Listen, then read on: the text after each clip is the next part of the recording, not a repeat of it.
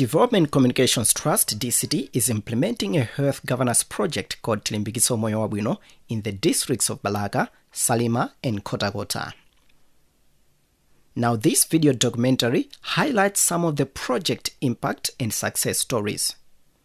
Before the project, most facilities lacked conducive environment that favored vulnerable groups like people with disabilities to access quality health services. For instance, at Pimbi in Balaga, people with disabilities found it hard to compete able-bodied people to access the health worker. Poyamba tinali ndi mavuto akulu amene tidakumana nawo anthu olumala ku chipatala cha Pimbi Health Center. Tinali ndi mavuto monga kusalabadiridwa panzere pamene tikhali panzere pamene nthawi yolandira mankhwala. Tinali mavuto akulu chifukwa cha kuchuluka kwa anthu, timakhala nawo anthu aja panzere koma kuti tipeze mwayi wokalowa mkati koma ndi dokotala kunali kovuta. Chifukwa cha chimene chichi timapeza kuti akhala panzere paja mwina mpaka na adokotala kunyamuka kutseka chipatala. Nthawi imene akubwerera mwina kulephera chifukwa cha kulephera kumene kuja timapeza kuti mwina buku lija tupatsira munthu wina kuti angotilandira mankhwala amatha mwakalimbitsa mankhwala amene iwe amene usakudwala. Zotsatira zake zimapangisa kunena kuti mwina tikhalenso ndi chiganizo chobwereranso ku chipatala tikadwala sizimachitika. Pachiyambi tinali tikumana ndi mavuto makamaka kwa anzathu amene ali olumala mwina ena kusaona kusayenda amati akabwera kumalo kwathu kuno samalanda chithandizo koyambirira maybe akauti ali pansere mamoti alowe mwachangu anzawo kuti amaguza mwinaso kuti abwerere ku nyumba akafike abwera nthawi yabwino kuti akafika ku nyumba amakhala kuti akufika nthawi yotayika chifukwa kuti mwina kuno kusitewandira kuthandiza moyambirira. Atatidandaula anzathu agulu lomvera wireless tidapanga ndondomeko kukumana ndi anzathu ena haki afumu Amazon agrupu athu apimbi ndikwalongosolera then anthu akabwera mmamawa sanayambe kwapasa chithandizo timakhala tikuwawuzanso kuti akhale akuziwa ngati pabwera anzawo kuti mwina ndolumala sakuona kamene kumavuta endo mayendedwe amavuta ndayenera kuti ampase malo kuti akhale kusogolo kuti nthandizo koyambirira. These changes are not only being experienced among people with disabilities.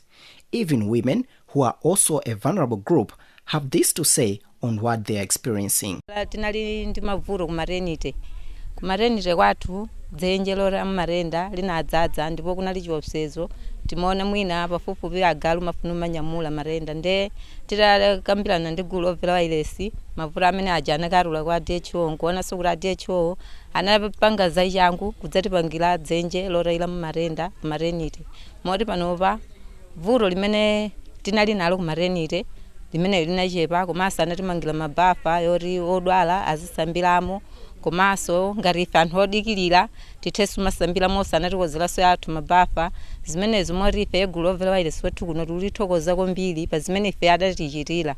Misonkhano imene isathera gulupu yankhuke koma kuli mpena paliponse.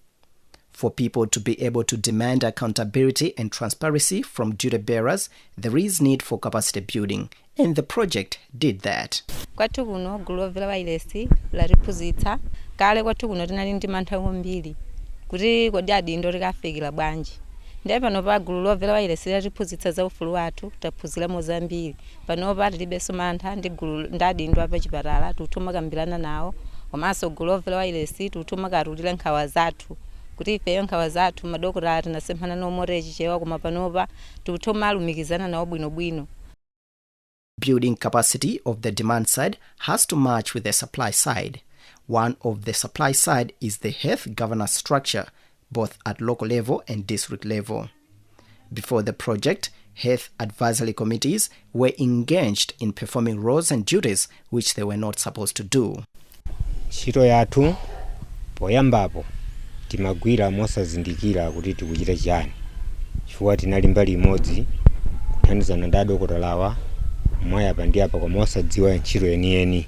Ndiye atabwera agulu lomvera wireless tili nawo limodzi ndikutithandiza kutiphunzitsa komanso ndikutiuza kutiunikira zina chilichonse chokhudza pa chipatala tsiku lililonse mmawa uliwonse pamene kukhala mmodzi wa haki kudzaona ntchito yapano. Mankhwala akatha timatha kudziwa kuti mankhwala atha, koma pitani katengeni ena, komanso tisadatero tionetsetse kuti kodi atha moyenera agwiradi ntchito, kwa pali zipatala zina zimene amatha kumabaso mankhwala amadokotera nkumagulitsa. Quality health service delivery at health facility can be achieved if the health governance at health facility level, like the Ombudsman, are functional. Soon after their arrival, they discovered that we have got a problem with the Ombudsman's office. And one success that we have made is to strengthen the Ombudsman's office, whereby we identified Mr. Kasela as the Ombudsman's officer for the district. Inadequate funding at district level health facility has been one of the contributing factors in achieving quality service delivery.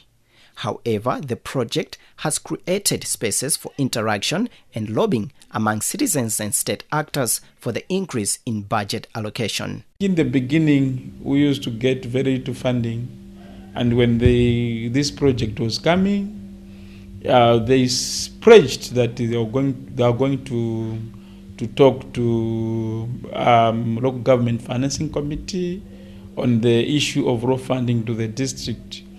Last year we used to get very little funding, amounting to 15 million, which was very difficult for us to operate as a district hospital, as well as our health centers. But in this fiscal year, we have seen that there have been a change, such that we are now getting around 19 million. At times we also get like 20 million. So to us, we think that at least something is happening, and this project Tilitonse Moyo Wabwino has done quite a lot in terms of funding. These achievements, which the project has registered so far, are even echoed by high-profile personnel like the Irish ambassador when she recently visited one of our radio listening clubs. So I would like to commend the work of DCT and the Malawi Health Equity Network for what they are doing here. And I'm really hopeful that the experiences I have heard here today, that these organisations will be able to bring this up to the national level and change policies at the national level.